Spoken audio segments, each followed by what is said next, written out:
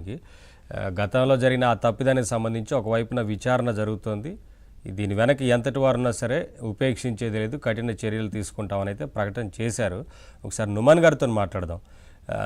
నుమాన్ గారు మీరేం చెప్తారండి, ఎలా రెస్పాండ్ అవుతారు? ఇవాళ ఎగ్జామ్ జరుగుతూ ఉంది, సరే ఏదైనా కంగారు పడాల్సిన అవసరం లేదు, అందరూ కూడా ఇప్పటివరకు చెప్పినట్లుగా కొన్ని సూచనలు ఇచ్చారు, దాని ప్రకారం నడుచుకోవాల్సి ఉంటుందని చెప్పారు. సో జరిగిన తప్పిదానికి కూడా కఠినంగా చర్యలు తీసుకుంటామని చెప్తా ఉన్నారు. సో ఏంటి సార్, మీరు ఎలా రెస్పాండ్ అవుతారు, ఏం చెప్తారు? నుమాన్ గారు మ్యూట్లో ఉంది, ఆడియో అన్మ్యూట్ చేసి మాట్లాడరా? Very good morning to you as well as na toti panel members, all the viewers, and first of all the very best for all the UG NEET 22.79 lakh students ఎవరైతే exam రాయబోతున్నారో ఈరోజు వారందరికీ all the best. So first of all మనము చూసుకుంటే ఈ neat examination ఎప్పుడైతే జరిగిందో ఈ examination లో లీకేజ్ అని చెప్పేసి బయటికి వచ్చినటువంటి వెంటనే ఎన్టీఏ నేషనల్ టెస్టింగ్ ఏజెన్సీ ఏదైతే నిర్వహిస్తుందో ఎగ్జామినేషన్ క్యాన్సిల్ చేస్తున్నామని చెప్పేసి మరొకసారి ఎగ్జామినేషన్ కండక్ట్ చేస్తామని చెప్పేసి చెప్పడం జరిగింది. ఆ రోజు ఏ రోజైతే ఈ యొక్క లీక్ జరిగిందని చెప్పిందో ఆ 22.79 lakh దాదాపు 23 లక్షల మంది విద్యార్థులు, వారి యొక్క తల్లిదండ్రులు, వారి యొక్క ఫ్యామిలీస్ ఏ రకమైనటువంటి మెంటల్ ట్రోమాతో వారు భరిస్తున్నారో మనం ఒక్కసారి ఆలోచన చేసుకుంటే మనకు అర్థమవుతుంది. 10 నుంచి 14 గంటలు ఒక medical student on an average prepare అవుతారంటే, సీరియస్ స్టూడెంట్స్ గురించి నేను మాట్లాడుతున్నాను, వారు ఎగ్జామ్ రాయడానికి ఈ రోజు మళ్ళీ ఎగ్జామ్ కండక్ట్ చేస్తున్నారండి. ఎగ్జామినేషన్కి వెళ్ళేటప్పుడు స్టూడెంట్స్కి ఎంత స్ట్రెస్లో ఉంటారు అని అంటే, దాంతో పాటు ఈరోజు ఇందాక మీ రిపోర్టర్ మాట్లాడినట్టు వారు ఎక్స్ట్రా మెజర్స్ తీసుకుంటున్నారు అంటున్నారు. ఎక్స్ట్రా మెజర్స్ అని చెప్పేసి వారు అక్కడికి పోవద్దు, క్లిప్ పెట్టుకోవద్దు, ఈ డ్రెస్ వేసుకోవద్దు, అది తీసుకెళ్లాలా అది తీసుకెళ్లాలని చెప్పేసి ఏ రకమైన మెంటల్ స్ట్రెస్తో ఎగ్జామినేషన్కి వెళ్తారో ఒక్కసారి ఆలోచన చేస్తున్నారా? ఆల్రెడీ మెంటల్ ట్రామాలో ఉన్నారు, ఆల్రెడీ డిప్రెషన్తో ఉన్నారు, ఆల్రెడీ పిల్లలు చనిపోతున్నారు, సూసైడ్లు చేసుకుంటున్నారు. వీరికి ఇంత మాత్రం సోయి లేకుండా గవర్నమెంట్ అనేది ఎప్పుడైనా సరే వారు చేస్తున్నటువంటి ఫంక్షన్స్ దాంట్లో ఎక్కడైనా సరే ఇర్రెగ్యులారిటీస్ జరిగాయని చెప్పేసి తెలిస్తే ఇమ్మీడియట్ గా వారు నైతికత, మోరల్ రెస్పాన్సిబిలిటీ తీసుకుని వాళ్ళు రెసిగ్నేషన్ చేయాలా? ఎడ్యుకేషన్ మినిస్టర్ గా ఉన్నటువంటి ధర్మేంద్ర ప్రధాన్, ఇదే ధర్మేంద్ర ప్రధాన్ లాస్ట్ టైం కూడా ఎప్పుడైతే ఇది జరిగిందో, లీక్ జరిగిందో, పేపర్ లీక్, అప్పుడు కూడా ఇదే Dharmendra Pradhan, this is second time అండి, ఫస్ట్ టైం కాదండి. అటువంటి వ్యక్తిని, అటువంటి దద్దమ్మల్ని మీరు కంటిన్యూ చేస్తుంటే ఏమని చెప్పమంటారు చెప్పండి? అరే పిల్లలండి, భావి భవిష్యత్తు వారి మీద ఉందండి, డాక్టర్స్ కి రాబోతున్నారండి. అటువంటి పిల్లలని మీరు ఈ రకమైన మెంటల్ ట్రామాని గురి చేసి, ఈ రకంగా మీరు ఎడ్యుకేషన్ సిస్టమ్ మీద ఒక దెబ్బ, ఎడ్యుకేషన్ సిస్టమ్ మీద ట్రస్ట్ అనేది లేకుండా పోయిందండి. అకౌంటబిలిటీ లేదండి.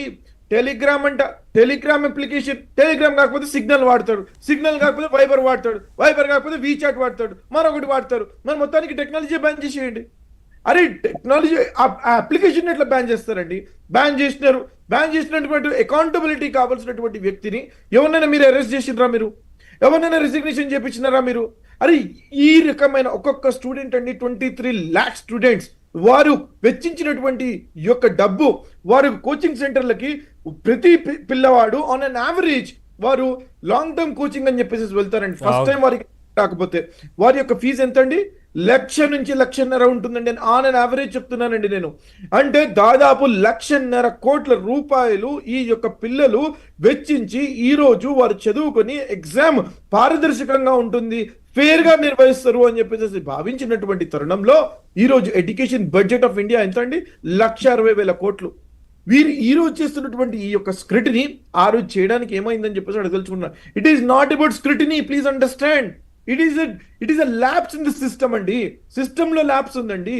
ఎక్కడ కూడా అంతకుముందు ఎగ్జామ్ నిర్వహించినప్పుడు కూడా ఎక్కడ కూడా స్క్రూటినీ ఇష్యూస్ జరగలేదండి.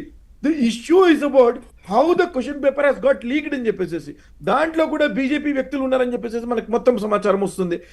రెండో విషయం నేను చెప్పదలుచుకున్నానండి, ఎప్పుడైతే ఇంతకు ముందు ఎంక్వైరీ జరుగుతా ఉంది, ఎవరున్నా వదిలిపెట్టేది లేదని చాలా స్పష్టమైన ప్రకటన చేశారు.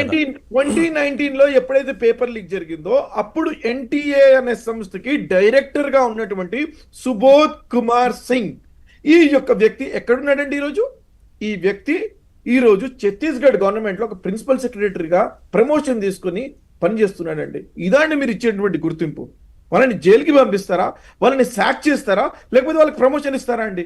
ఈ రోజు మళ్ళీ ఎన్టీఏ డైరెక్టర్ ఉన్నటువంటి వ్యక్తికి మళ్ళీ ఇంకో 2 సంవత్సరాల తర్వాత ప్రిన్సిపల్ సెక్రటరీ ఆఫ్ గుజరాత్ గా నియమించుకుంటారు. ఇదేనా అండి మీరు చేసేది?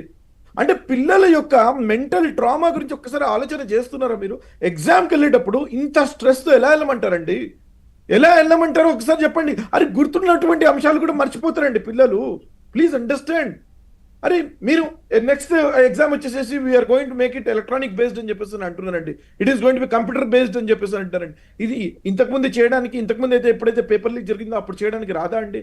It is not about somebody you are going to change. It is about the lapse in the system. Trust అనేది పోయింది. ఎడ్యుకేషన్ సిస్టమ్ ని మొత్తం సర్వనాశనం చేసింది. 12 సంవత్సరాల్లో వీరు ఏ రకమైన విద్యని ఏ రకమైన భ్రష్టు పట్టించారో మనం అందరూ చూస్తున్నాం. మనం అప్లికేషన్లు బ్యాన్ చేయడం ఏందండి? నాకు అర్థం కాదు. What is this you are telling me? మీరు చాలా విషయాలు రేజ్ చేశారు కదా. సైబర్ లాలో వాళ్ళకి ఉన్నటువంటి లయబిలిటీ ఏంటండి? పెద్దలు వినోద్ కుమార్ గారు ఓకే నుమాన్ గారు చాలా విషయాలు రేజ్ చేశారు కదా. నేను ఇప్పుడు కృష్ణకాంత్ గారు